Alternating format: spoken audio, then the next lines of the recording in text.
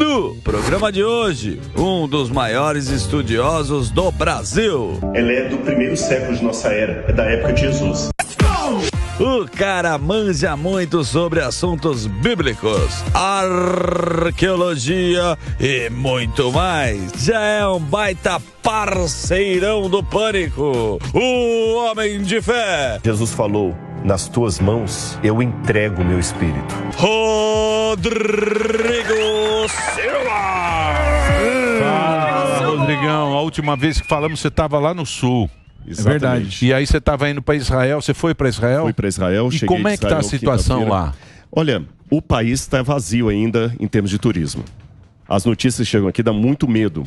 Mas eu rodei em várias partes do país. Fui inclusive em Ramallah, na Palestina. E não vi absolutamente nada, nada. É lógico, eu conversei com um palestino que mostrou a casa dele destruída pelo exército de Israel. Conversei também com famílias de israelenses que também estão fora de casa há meses, porque a casa foi destruída ou está ameaçada. Mas é mais o conflito localizado no norte, na fronteira com o Líbano, ou na própria faixa de Gaza. Mas o país em si, em Jerusalém, fora esses dois elementos, assim, o conhecimento, você não tem a menor ideia que está em conflito. Tudo funcionando. Mas toca a sirene lá?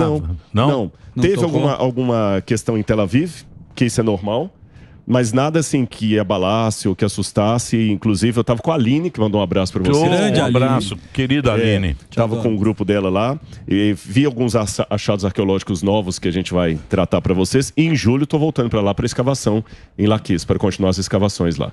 E olha, tudo tranquilo. Você leva uma turma para lá? Sim, são alunos do NASP e outros que não são alunos do NASP que vão para escavar com a gente, alunos da pós-graduação. E também voluntários que queiram escavar. Todo ano a gente abre uma pessoa normal, se eu quiser ir... Até uma anormal. E aí, como é que você entra lá no seu, seu endereço? Quando for todo ano, mais ou menos lá pelo mês de fevereiro, março, a gente vai colocar já a chamada e leva para escavar com a gente em Laquis. Inclusive, esse ano nós vamos ter... Pessoal, faz o seguinte, sempre na minha página, no meu perfil Rodrigo Silva Arqueologia, eu vou botar informações. Boa. A gente tem um congresso de arqueologia no NASP esse ano, com arqueólogos israelenses, americanos. Então tem muita coisa legal aí para passar pro pessoal. Você sabe que eu tenho vontade, eu não conheço. Não, se você uma galera levar você... Deve ser muito emocionante, né? Aliás... Se andar no lugar que Jesus andou, Exato, cara. Você já pensou? Eu vou dar uma oportunidade. Você foi, né, Eu fui e é o que você está falando, né? É sagrado para todo mundo. E realmente cada lugar que você pisa tem uma história. Não, tudo. Né? O tempo inteiro. Até eu tenho uma curiosidade sobre isso, você ia complementar alguma coisa, depois eu falo. Não, é rapidinho, eu só queria dar dois exemplos. Tem um vídeo que isso me emocionou bastante. Aquele vídeo que eu pego uma cinza na mão, um sítio arqueológico novo, está sendo escavado. Novo que eu falo tem uns 2, 3 anos, mas é relativamente novo, em Givat Parking. E tem um extrato lá, que esse aí, olha. O que eu estou pegando ali na mão, sabe o que é? É cinza da destruição de Jerusalém em 587 a.C. por Nabucodonosor. Essa destruição é mencionada na Bíblia, ela é mencionada em tabletes cuneiformes, a Bíblia fala que Jerusalém seria destruída, e essa camada ali é a camada de cinza da destruição da cidade. Inclusive foi levado ao laboratório, o fogo chegou entre 1.500 a 1.800 graus Celsius. Agora, você sabe um negócio que eu fico ao Sami. O Sami nem presta atenção. Isso é tocar na história. Então, mas você sabe um negócio louco? O negócio louco é o seguinte, porque, por exemplo, você pega o que os profetas falaram muito antes, né? Eles falaram muito antes, os profetas. Sim. Do livro sagrado. Está escrito. O profeta falou. Isso. Você chega lá, tá aqui um negócio. E é louco isso, né? E interessante. É louco isso. Nos anos 1930, houve um professor de Yale, Universidade de Yale, que escreveu um calhamaço de um livro acadêmico falando que é um mito que isso não tinha acontecido. Que isso era um mito da Bíblia. E hoje nós temos toda a comprovação histórica e arqueológica que isso aconteceu. Inclusive, dá para datar com carbono 14, que foi naquela data mesmo, a temperatura do fogo, o extrato da destruição. E para mim, repito, a emoção é poder tocar na história. Tocar na história. Rodrigo, saiu na semana passada, você deve ter visto, no jornal The Mirror, que é um jornal inglês, e aí ninguém explicou direito. Eles falaram que acharam um novo evangelho, são 2 arqueólogos, eu acho, que é o Barry Wilson e a Shima Jakobowicz, E nesse... Ele, é um homem. Simha Jacobovich, é um homem. Então, desculpe, e obrigado pela correção. E segundo isso, Jesus teria sido casado com Maria Madalena e teria 2 filhos. Aí tem gente que está falando, olha, não dá para saber que estão falando de Jesus. Outros falam, é isso mesmo, vai ter que fazer uma revisão no Evangelho. Eu queria saber se você viu e qual a sua opinião sobre isso. Olha, com todo respeito, o Simha Jacobovich... o Código da Vinci falou isso. O Código da Vinci, exatamente. Ele tem uma coletânea de sensacionalismos para poder chamar a mídia. Essa não é a primeira vez. Num passado recente, antes dele, ele lançou, até envolveu uma professora da Universidade de Harvard, a Karen King, na questão que acharam um evangelho lá mostrando que Jesus era casado com Maria Madalena em cópita. E depois provaram que era falso. Antes disso, ele se envolveu com a questão do evangelho de Judas. Não que seja falso, mas que não dizia aquilo que ele estava dizendo. Depois disso, ele também se envolveu com aquele ossuário do irmão de Jesus, que foi encontrado lá em Israel. Eu peguei esse ossuário 2 vezes lá, e que era uma prova que Jesus não ressuscitou. Ou seja, o Simha Jacobovich, na academia, com todo respeito, ele não tem mais um crédito, que ele só vive de sensacionalismos que depois se provam ou falsos ou inconclusivos. Não está dizendo aquilo ou que não ele era diz. Bem assim. Exatamente. Não quero aqui fazer argumento ad hominem, mas a verdade do Simha Jacobovich é esse. Então, assim, evangelhos apócrifos sobre Jesus, há vários, todos produzidos entre 200 a mais anos depois do evento de Jesus. E eles dizem coisas estúpidas. Por exemplo, que Jesus uma vez tinha um bando de meninos que queriam bater em Jesus. E falaram com ele assim, adivinha o que tem dentro daquele lugar ali? Se você não adivinhar, nós vamos bater em você. O que tem lá dentro? Jesus tinha que falar que tinha meninos, senão eles não saíam todo bater nele. Ele falou, há um bando de porcos. Aí os meninos deram uma gargalhada, quando abriram a porta, realmente era um bando de porcos que estavam lá dentro e saíram. Jesus transformou os outros menininhos em porcos. E danado Jesus. Danado, vai mexendo matou os com 2 Jesus. pais. Então, quer dizer, essa é a historieta. Mas eu quero fazer um agradecimento antes, gente, perdão. Deixa eu só falar uma coisa antes que você fale. Senão que isso é importante aqui. O que eu queria falar é o seguinte. Eu sei que muita gente não tem condição de ir para Israel, de fazer isso aí. Tem um museu que esse cara aqui bolou. Fenômeno. Que é um museu muito legal. Põe o endereço aí, ó. Para as pessoas, porque é um museu novo, você abriu agora, né? Sim, e o Pânico está lá, como um dos apoiadores. Então, tem um museu, entra lá no site, é aqui no interior. Coelho, como é que chama? Engenheiro Coelho, o NASP, Centro Universitário. Engenheiro Coelho. E tá lá, ali vocês podem... tem o perfil do MAB também na internet, MAB. Onde é Engenheiro Coelho? Engenheiro Coelho, estamos a 50 quilômetros de Campinas, perto de Paulínia, naquela região ali. Pertinho aqui. E é um lugar muito gostoso. Já vai lá um final de semana, é muito legal. 60 mil pessoas. É muito legal. Desde novembro pra cá. E por que eu agradeço ao Pânico? Porque houve 2 coisas que eu fiz aqui, Emílio, e vocês ajudaram. Uma foi o museu, e tá lá construído. Inclusive, alguém falou comigo que seu filho teve lá. Sim. Só que eu não estava lá no dia. Sim, ele teve lá. O pessoal falou... ele falou que é muito legal. Agora falta vocês irem, né? Vamos lá. A outra coisa que eu quero agradecer é porque a última vez que eu estive aqui, aliás, eu estive aqui não, eu entrei direto lá do Sul. Rio Grande do Sul, e vocês apoiaram, e muitas pessoas ajudaram a ADRA, adquiriram o Bíblia Comentada, que inclusive, dia 31 foi sexta-feira. Eu essa semana já vou entrar em contato com o contador para ver quanto que nós conseguimos o Bíblia Comentada, para através da ADRA mandar para o Rio Grande do Sul. Por que estou insistindo a ADRA? Há agências, no plural, sérias, mas também há muito desvio. Então por isso que eu quero fazer tudo através de alguém que eu sei que vai chegar na mão de quem precisa. E aí olha o que aconteceu. Eu fui para Israel agora e conversei com um professor da Universidade Hebraica, Shimon Eliav, sobre a questão do Rio Grande do Sul. E eu tive uma ideia louca, fazer um leilão para ajudar o pessoal do Rio Grande do Sul. E eu ganhei doações de Israel. Um professor, Shimon Eliav, da Universidade Hebraica, que eu agradeço. Isso aqui eu vou leiloar, não agora, a gente vai anunciar ainda que eu estou com um advogado, leiloeiro profissional. Sim. Isso aqui sabe o que é? A Bíblia Hebraica inteira num chip. A menor Bíblia do mundo. Olha só que bacana. Doação da Universidade Hebraica.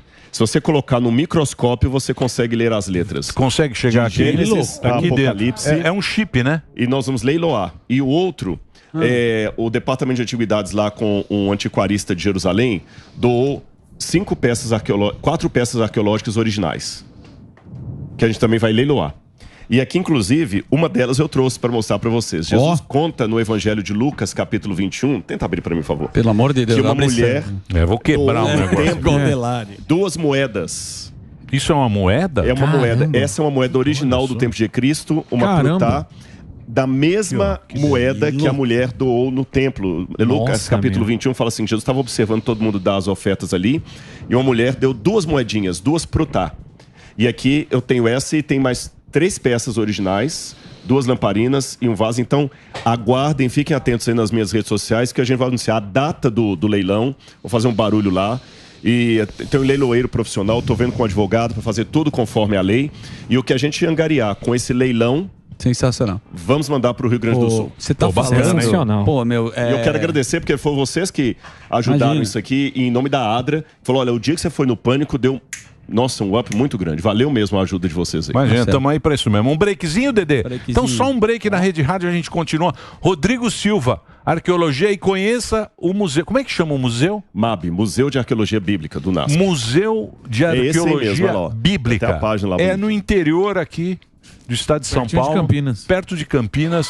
Você vai conhecer. E o Pânico tá lá, na entrada tem lá. Tem muita peça bacana. Entra, tem o site, né? Tem o site aí também. Você pode entrar no site aí, mas vai conhecer esse museu. Tô curioso. Faz o break aí, Reginaldinho. Ô, Rodrigão, você estava falando de Israel, de arqueologia, e eu pensei numa coisa interessante, que é o seguinte, cara, como é que é a relação? Você mexe com a história. A partir do momento, por exemplo, em Israel, você vai lá embaixo do muro, tem a sinagoga do Davi. Sim, tem túnel também. Tem um túnel, né? Tem as pedras, são coisas históricas, e tem pessoas que residem lá, inclusive, né? Até hoje. Como é que funciona quando você acha algum objeto que pode ser sagrado, histórico, da sua relação, por exemplo, com o governo de Israel, a parte burocrática? Porque, meu, você tá mexendo, se você achar um negócio, pode mudar toda a trajetória, né? Inclusive, tem um achado agora que vai mudar muita coisa da história, até provavelmente da vida de Jesus. Daqui a pouco eu falo sobre isso. Caramba. Mas para responder a sua pergunta, Israel, cada país tem uma legislação sobre antiguidades. A de Israel, especificamente, diz que qualquer objeto que foi encontrado de 1978 para trás, certo, que esteja em coleção particular, que não sejam inscrições, restos humanos ou ossuários, podem ser legalmente comercializados. Desde que o dealer, como é que fala? O negociante, seja alguém realmente cadastrado, honesto, que não vai mentir, porque é igual comprar coisa para comprar verdadeiro ou falso. Perfeito. E eu conheço em Jerusalém um antiquarista, o Zac, eu conheci em 1998.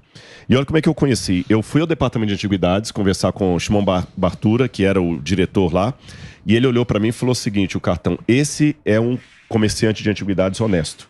É um dos poucos que nós aprovamos. Então eu tenho amizade com ele há anos. Então ele sempre, quando tem alguma peça que a gente compra para colocar no museu, o departamento de antiguidades coloca o Exportation Approval, que é o departamento, para validar, validar o certificado de autenticidade, que aquilo pode se tirar no Brasil, e aquela peça tem um número. Por exemplo, essa moeda aqui tem um número. É que eu não trouxe o documento aqui. É como se fosse um carro, um chassi. Certo. Eles sabem que parte do mundo está e com quem. Então todas as peças do museu têm esse número, estão cadastrado, online, né? Cadastrado. É. Agora, o que eu acho em escavação arqueológica, isso fica lá. Ah, tá, você não pega. Não posso trazer. Museu, a única coisa que eu já trouxe de escavação arqueológica é pedaço de cerâmica, que depois que fez o diagnóstico, sobra muito pedaço de alça, essas coisas todas, e é mais um souvenir mesmo, para alunos. Olha, isso aqui é uma cerâmica de 2.500 anos, às vezes para fazer com os alunos, assim, você separa várias cerâmicas, de qual período que é. Então isso a gente traz, pedacinho de cerâmica, mas eu já encontrei, por exemplo, uma estátua neolítica raríssima, que está no museu de Shahar Golan, não veio comigo. Já encontrei moeda, isso não vem comigo. Isso fica lá no departamento de antiguidades. Muito bom. Ô professor, a respeito do você estava falando dos apócrifos, né? É que você citou um exemplo que não condiz com... É que pouco se fala dos apócrifos. O que dá para tirar de algo que realmente adicione com a história da Bíblia em respeito dos textos apócrifos? Boa. Como os evangelhos apócrifos, eles datam de 200 a 300 anos depois de Jesus, eles me dão uma pista de como eram as crenças cristãs no 2º, 3º e 4º século. Final do 2º século. Como é que o cristianismo entendia Jesus naquela época? Quais eram os segmentos cristãos diferentes? Alguns evangelhos apócrifos podem ter um eco da tradição oral.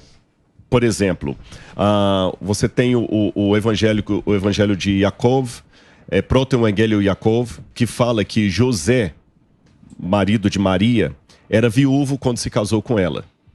Então ele tinha filhos e filhas de um casamento anterior. Então os irmãos de Jesus seriam filhos de José, mas não seriam filhos de Maria. Isso pode ser o eco de uma tradição anterior, a tradição oral. Então, alguma coisa da tradição oral, a gente vai pegando, assim, alguns detalhes ali, um ou outro.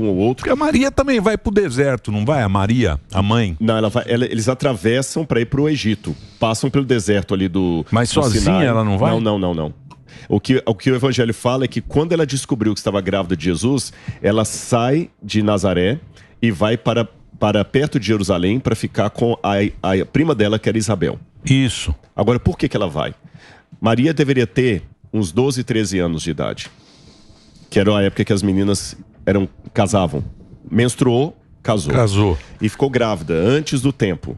Ninguém engolia essa história. Então, com certeza, ela foi para casa de Isabel. Isabel era irmã dela? Não, prima.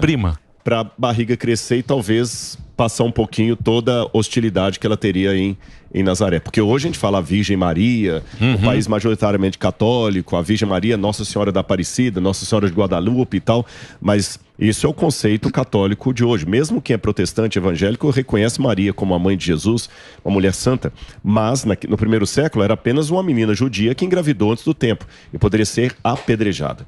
Essas coisas nós vamos recolhendo. Então os evangelhos apócrifos, eles podem dar essa linha, como era o cristianismo nessa época, e a tradição oral traz esses detalhes. E a comparação, o cruzamento com a cultura da época, nos ajuda a entender questões como essa aí que você perguntou. Entendi. Tá vendo só, professor? O que você ia falar? O que você ia falar do Jesus? Que vai mudar? O que vai mudar? Vai mudar o conceito? Tem um professor chamado Shimon Gibson, um grande arqueólogo israelense, e tem um outro historiador também, Al Meron, que estão desenvolvendo algumas pesquisas agora. Eu tenho até uns vídeos aí para mostrar onde poderia ser o pretório onde Jesus foi julgado. Você foi lá a Israel. Certo. E tem a famosa Via Dolorosa. Perfeitamente. A Via Dolorosa, esse talvez era o lugar do julgamento de Jesus. Estão vendo aqui fora? Deixa eu só explicar primeiro os vídeos, depois eu entro nesse detalhe. Aqui são túmulos do Antigo Testamento que foram cortados, e lá atrás você tem a parede do século XVI mais em cima e mais embaixo o muro da época de Herodes. Veja que as pedras de baixo são diferentes das de cima. Sim. Herodes fez um muro aqui, então aqui nós estamos do lado de fora do muro do Palácio de Herodes. O palácio ficava desse muro para dentro. E num próximo vídeo aí, vocês vão ver numa próxima imagem, uma escadaria que tem um conjunto de pedras de um lado, de outro, como se fosse uma rampinha, e uma escada no meio. Eles vão mostrar daqui a pouquinho o vídeo pra gente. Essa escadaria faz todo o sentido de acordo com a descrição de um historiador chamado Flávio Josefo, do primeiro século, que ali ficava o pretório onde Pilatos residia quando vinha para Jerusalém. Josefo não menciona Pilatos, ele menciona os governadores romanos. E Herodes também ficava ali. Então, quando você vai para o Evangelho de João, você vai que tudo encaixa. Porque ali você tem uma escada que bate no muro, quer dizer que tinha uma porta ali. E o Evangelho de João fala de maneira muito significativa que quando Jesus estava para ser julgado, olha o que diz aqui, Evangelho de João, capítulo 18, verso 28. Depois levaram Jesus da casa de Caifás para o pretório. Era cedo de manhã. Eles não entraram no pretório para não se contaminar, pois somente assim poderiam comer a Páscoa. Então Pilatos saiu para falar com eles. Olha essa escada aí, ó, tá vendo? Então, mas... Volta o vídeo, por favor. Então, mas... Vocês percebem que tem uma escada... Então, mas o Jesus, se ele fosse julgado pelo Caifás, ele ia ser apedrejado, porque parece que a blasfêmia era apedrejamento. E aí ele foi falar com Pilatos e falou, ó, tira essa bucha de mim e julga ele como pelos romanos. Porque quem estava dominando lá era o Império Romano, né? E tem mais um detalhe, legalmente os judeus não podiam sentenciar ninguém à morte. Entendi. Se Caifás matasse Jesus, ele estaria incorrendo em crime. Então, foi uma treta, né? Jogaram pros romanos. Jogaram pros romanos. Aí então, mas o Caifás, ele foi pedir. Ele foi pedir. E aí a mulher do Pilatos, que é a Cláudia sonha com Jesus, fala assim... Fala, não mexe com esse menino. E o Pilatos percebeu o pepino que ele estava na mão. Porque Jesus era um líder, Pôncio Pilatos. Se Jesus... tivesse sido... Inclusive, Pilatos, por muito tempo, duvidaram da existência arqueológica dele. Hoje nós temos a comprovação arqueológica. Tem, né? Sim, Cesareia Marítima. Tem o nome Pilatos dele, lá, cara. Cesareia Marítima. Aí o Pilatos viu que se ele matasse Jesus, podia provocar uma guerra civil, o que ele não queria. Aí quando ele soube que Herodes estava lá, também queria jogar a bucha para Herodes. Herodes devolve para Pilatos. E o curioso é que esse palácio que eu mostrei, que é enorme, ele tem lugar para ficar Herodes de um lado e Pilatos do outro, que eles não se bicavam. Agora, normalmente, a tradição da Via Dolorosa vai dizer que Jesus foi julgado lá na Fortaleza Antônia, lá dentro da Cidade Velha, num lugar que não tem nenhuma evidência palaciana. Entendi. Tudo indica, do ponto de vista arqueológico, que Jesus foi julgado nessas escadarias que eu mostrei para vocês. Aí onde a gente viu. Se Jesus foi julgado aqui, nessa escadaria aí, porque Pilatos saiu, os judeus não queriam entrar no pretório para nos contaminar na Páscoa, Pilatos saiu. Então faz sentido, ele sai do palácio, aqui nós estamos com a câmera, tem espaço para ficar uma pequena multidão, e perto daquela árvore que está junto com a parede ali, você tem um pavimento de pedra. E o Evangelho de João diz justamente isso. Vou ler para vocês aqui, olha. Quando Pilatos, João 19, verso 13, ouviu essas palavras, trouxe Jesus para fora, de novo, para fora. Assentou-se no tribunal no lugar chamado pavimento. Em hebraico, Gabatá. Gabatá em hebraico, em grego está litrostos. Litostros significa pavimento de pedra. E você tem um pavimento de pedra ali e um lugar para um tribunal. Isso é uma coisa muito inédita. Então, se Jesus foi julgado ali, a gente tem que repensar toda a trajetória de Via Dolorosa. Que é o lugar mais sagrado da. Só estou dizendo, claro, é uma possibilidade arqueológica. Onde ele andou com a cruz. Caramba. Exatamente. Que é o caminho, né? É o caminho. Você tem que falar das possibilidades, o que as evidências estão mostrando. O Calvário. Sim. O Calvário. Aí o Calvário seria num outro lugar. Em outro lugar, o Calvário? Então são pesquisas que a gente vai fazendo assim. Você manja, hein? Porra. Que isso. Você manja, hein? Incrível. Danado, hein? Uma memória. Os caras sabem tudo, que é uma história complicada. Não, ele pega a Bíblia e vai pro lugar para ele contestar. É que esse livro aqui mudou minha vida, sabe? É uma história complicada, né? Como é que você se interessou por isso, pela Bíblia? Eu sempre tive uma paixão por Deus muito grande. E eu sempre questionava. Por isso que eu falei, eu sou um questionador, sou um crente que questiona. Cético. Parece paradoxal, né? E aí eu lembro que na infância tinha uma paróquia na minha casa, eu frequentava essa paróquia e o padre, ele tinha os livros dele lá, ele tinha estudado em Israel, era erudito, e Padre Roque já faleceu. Depois ele virou bispo. Eu ficava namorando os livros dele lá. E quando eu me tornei adventista e fui para o seminário, depois eu herdei a biblioteca desse padre, que eu tenho os livros lá em casa. Mas quando eu era criança, eu falava, isso aqui veio de Jerusalém. Ficava vendo com as letras hebraicas, achando tudo bonito e tudo. E hoje o mais fascinante, sabe o que é? É que eu gosto de academicamente estudar a Bíblia, mas o resultado que essa pregação pôs. Eu até falo uma coisa aqui, Emílio, sem estourar o tempo. Eu acho que uma reflexão que cada um, nós que estamos na banca aqui, quem está assistindo a gente em casa, uma reflexão que você deve fazer. Quando você olha para trás, a sua vida profissional, social, quais os frutos que você deixou? Quais os frutos? Isso vale até para os religiosos. O que você está pregando está fazendo com que pessoas deixem a miséria, a pobreza, o mundo da angústia emocional para se tornarem novas criaturas, ou você só está criando treta? Eu estou falando inclusive para os religiosos. Sim. O legado. O legado. Qual o legado que você está deixando? Olha para trás. As pessoas com quem você se relacionou, os amigos, e eu fico feliz, não para a glória minha, mas de Deus, que há muita polêmica, há muito hater. Mas a despeito das polêmicas e dos haters, quando eu abro esse livro, eu tenho gente me agradecendo na rua. Cara, eu fui... Mas diz que hater dá engajamento. Me falaram isso. Likes. Me falaram, não, os haters, tem muito hater, xingam muito Quanto você, mais bate, mira, mais fala, cresce, os caras me xingam e tal. Falo, não, mas hater é bom, eu adoro os haters.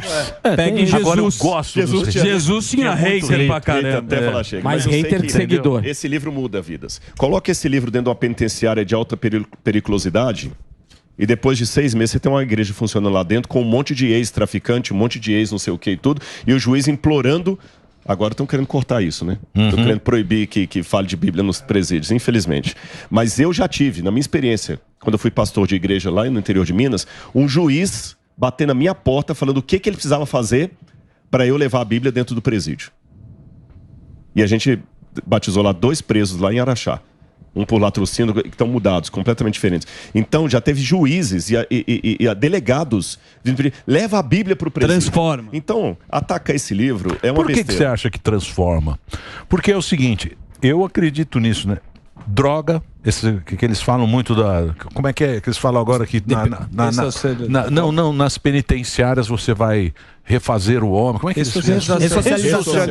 Ressocialização. Como se o homem fosse um automóvel que você pega aquele automóvel, eu vou levar esse automóvel ali e vamos trocar esse ser humano. Mas a única coisa que eu vejo mudar é quando o cara vai para a palavra de Deus. O criminoso, caramba. Até o criminoso respeita. Então, mas por que que acontece isso com a pessoa? Eu vou falar por que acontece. Até o criminoso respeita. Porque se o camarada vai para a ala dos crentes, se torna crente, depois desvia, aí o pessoal vai e acaba com ele. A única razão pela qual algumas facções permitem que o sujeito saia é se ele se converter. Mas se ele sair da igreja, eles vão acabar com ele. Interessante isso. Agora, por que muda? Eu vou responder por qual não é a razão. Dizer que a Bíblia muda porque é um livro religioso, não. Você tem um monte de livro religioso no mundo. Bhagavad Gita, o Corão, o livro dos Vedas. Dizer que ela muda porque ela tem histórias, não. Um monte de história tem por aí. A Bíblia muda não pelo que nós vemos, mas pelo que nós não vemos.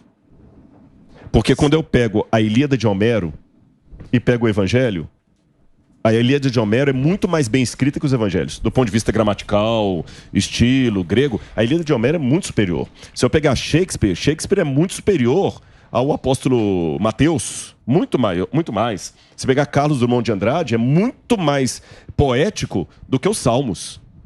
Mas Carlos Drummond de Andrade não faz o que eles fazem. Então, respondendo a sua pergunta, a Bíblia muda não pelo que nós vemos, mas pelo que nós não vemos. O poder de Deus que está nesse livro e nenhum outro. O que você sente? Você sente. Porque se fosse pelo que nós vemos, eu teria o mesmo resultado com outros tipos de literatura. E eu não tenho. Pegue os melhores livros do mundo, José Saramago, Machado de Assis, Dostoiévski, mesmo autores cristãos, Dostoiévski, coloca lá. É que Dostoiévski também baseia na Bíblia. Eles não vão fazer o que a Bíblia faz. E a Bíblia é um livro complicado. Ela tem um monte de senões, tem histórias complicadas aqui. Metáforas. Então, mas tem os caras, por exemplo, eu estava conversando com os progressistas. Eles não falam que são progressistas. Progressistas está uma coisa meio queimada agora. Agora eles se chamam de humanistas seculares. Ou seja, eles dizem que nós, como homens que somos capazes de, por nós mesmos, termos os nossos valores morais e éticos, que a gente não precisa ter um Deus, que a gente é capaz de ser. Eu acho que esse pensamento, ele vai levar a gente a voltar a ser bicho. Não, com certeza. Se a gente não tiver um Deus, uma guia, né? Uma guia espiritual. A ética que tem. Então, né? mas esses caras acham que a gente por si só cria a própria. Não, a gente consegue se adaptar e transformar uma... A própria ética mostra que eles estão errados pelo seguinte: existem, eu não vou dar um número preciso, mas passa de 100 as sugestões de uma lei universal sem Deus. Passa de 100. E nenhuma delas atende. Já que citaram o Dostoiévski aí, né? Os irmãos Karamazov, quando o Smerdyakov mata o pai e o irmão vai visitá-lo na cadeia, ele fala assim: eu matei o nosso pai pelo que você falou, você escreveu o livro, que se Deus não existe, tudo é permitido. Um artigo. É o Dostoiévski, né? Sim. Se Deus não existe, tudo é permitido. Ou seja, tira Deus da jogada, e qual a ética que está valendo? A ética de Hitler? No nazismo, era correto matar judeu? É isso aí. Qual que é o critério? Quando o homem coloca a ética, normalmente Deus, e como é que você vai falar que aquilo é errado? Qualquer coisa se torna circunstancial sem um padrão universal, e esse padrão universal tem que ser divino. Show. Então, se você pega, né? Pega, por exemplo, a Europa. A Europa, você tem quantas línguas ali? É uma confusão de língua, tudo de paizinho, de meio tribos e não sei o quê. Só um Deus. E se manteve até agora com um Deus com várias línguas. Só que agora está mudando, né? Por causa desses humanistas seculares que já tiraram isso do... Querem rasgar a Bíblia. Rasgaram o negócio. É complicado. O que você acha que vai acontecer? Eu acho o seguinte. Acho não. Eu creio. Não é achismo. A Bíblia fala que os eventos finais seriam globais. Literalmente globais. Não simbolicamente... Não é figura de linguagem. O último evento global que tinha havido no mundo era o dilúvio. Depois do dilúvio, a Terra não teve nenhum outro evento global. Nenhum outro evento. Pode pegar. Os grandes impérios mundiais não foram mundiais. A Babilônia não foi mundial, a China não foi mundial, a Pérsia não foi mundial, Primeira e Segunda Guerra Mundial não foi mundial. Aí nós tivemos agora a pandemia. Pandemia foi. É o primeiro da história mundial. Boa. E agora, a partir daqui, tudo que está se desenhando em termos mundiais. Eu estava lá ouvindo Sandra falando de economia. Agora, a economia é mundial. Qualquer rasgo agora, o mundo inteiro se dana. Não estou falando só de um país ou outro, não. Se eu falar de uma pandemia, é o mundo inteiro. Se eu falar de um problema ecológico, é o mundo inteiro. Internet é o mundo inteiro. Se houver uma guerra agora, vai ser o mundo inteiro. E o Apocalipse 13 desenha que o último governo desse mundo, o anticristo, será um movimento mundial. Paralelo a isso, a pregação do evangelho também será mundial. Jesus falou em Mateus 24:14. Será pregado esse evangelho do reino a todo mundo, em testemunho a todas as nações. Então virá o fim. Isso está cumprindo aqui agora. Porque eu estou falando com vocês numa câmera, mas milhares de pessoas estão assistindo a gente e outras tantas milhares vão assistir depois quando esse vídeo estiver lá no ar. E está multiplicando, nós tivemos casos, eu não vou falar o país até por questão, mas num país da janela 1040, onde ficam os países muçulmanos mais acirrados, um rapaz resolveu estudar português por conta própria e encontrou os meus vídeos sobre arqueologia, encontrou um brasileiro lá cristão e aceitou a Cristo. E eu conheci pessoalmente, tive com ele há pouco tempo. Caramba. Sabe? E ele se tornar cristão significa que ele pode ser morto pela família. Por isso que eu não estou falando nem qual foi o país que aconteceu, nem o nome dele. E isso está acontecendo, tem muita gente sonhando com Jesus, movimentos mundiais. Inclusive, Emílio, se você me permite, eu vou fazer um evento agora dia 6, não é nada pago, é gratuito. Eu quero explicar assim, o que Jesus falou sobre o fim dos tempos. Vai ser às 19 horas. Tem um link que o pessoal vai deixar, eu acho que o Silvestre colocou o link aí. E nesse link... o que Jesus disse sobre o fim dos tempos. Eu vou explicar. Tá bonito, hein?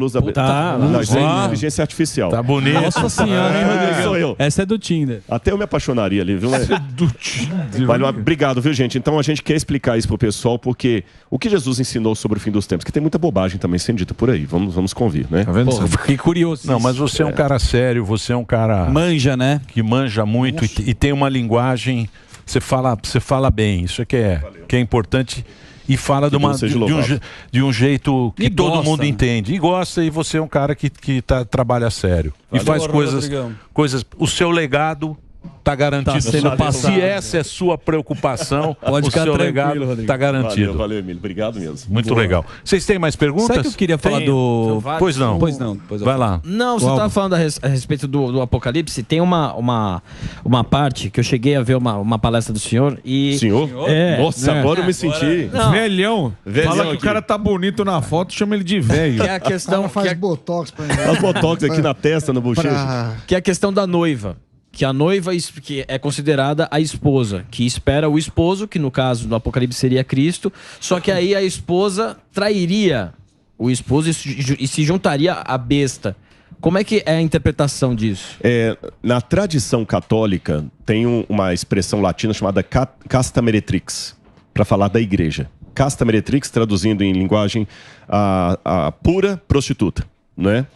A casta meretrix. Porque desde o Antigo Testamento, Israel era considerado o povo de Deus e a noiva de Deus. Essa já é uma linguagem judaica. Se você vê o Isaías, quando ele fala de Jerusalém, a noiva. E quando o povo de Israel quebrava a aliança, a Brit, o pacto, era como se fosse uma noiva rompendo com seu noivo em adultério. Aí o profeta ia lá e falava assim, como se tornou prostituta a cidade fiel? Está falando de Jerusalém. E o profeta chorava e amargurava, e Jeremias escrevia, aquela cinza que eu mostrei para vocês da destruição de Jerusalém, a linguagem que Jeremias fala para anunciar a vinda dos babilônios é a linguagem de um marido traído. Por que você fez isso comigo? Eu te dei amor, eu te dei tudo. Oséias, comparando Israel com Gomer. Aí Deus ia lá, perdoava e restaurava o povo dele. Quando Jesus traz essa realidade para o movimento cristão que vai nascer a igreja, os cristãos cometem o erro de às vezes acusar os judeus sem saber que eles cometem os mesmos erros, porque na história do cristianismo muitas vezes nós, estou falando na primeira pessoa do singular, do plural, nós também quebramos o pacto, quebramos a aliança, rompemos o mundo, nós matamos judeus em nome de Jesus na Inquisição, nós segregamos pessoas em nome de Jesus. Percebeu? Mas é lógico que Jesus não mandou fazer essas coisas. Nós odiamos em nome de Jesus. Nós matamos em nome de Jesus. Toda vez que estamos fazendo isso, nós estamos quebrando a aliança. Nós estamos praticando um adultério espiritual. Então nós precisamos coletivamente, como um povo, nos arrepender dos nossos pecados. Usar... mercantilizar a Bíblia Sagrada. Sei lá, várias coisas. Nós estamos difamando o nome de Deus.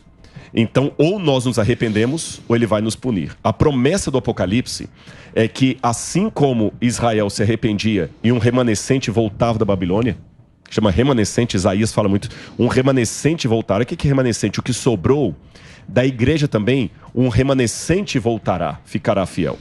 Mas muitos se perderão em nome de Deus. Só vai ficar bom. Nós já não temos essa certeza. Já temos uma vaga, não é? Queria agradecer. Minha vida é a Bíblia. Obrigado, parabéns. Fora, viu? Ó, Valeu, deixa eu passar. Oi?